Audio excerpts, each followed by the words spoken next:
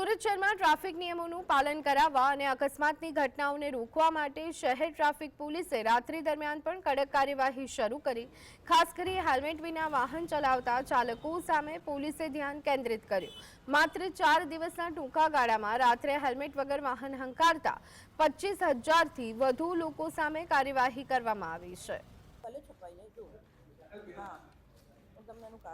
રાત્રિની એક હેલ્મેટની સ્પેશિયલ ડ્રાઈવનું આયોજન કરવામાં આવેલું છે, જેમાં અમુક વિસ્તારો પણ આઈડેન્ટિફાઈ કરવામાં આવેલા છે, જેમાં રાંદેર, જહાંગીરપુરા, અઠવા, સિટી એટલે કે લાલગેટ, મૈદરપુરા અને સલામતપુરાનો વિસ્તાર, સાથે સાથે કાપોદ્રા, વરાછા અને કતારગામ, અમરોલી જેવા વિસ્તારોમાં પણ રાત્રિના સમય દરમિયાન હેલ્મેટ પહેરવાનું પ્રમાણ ઓછું છે।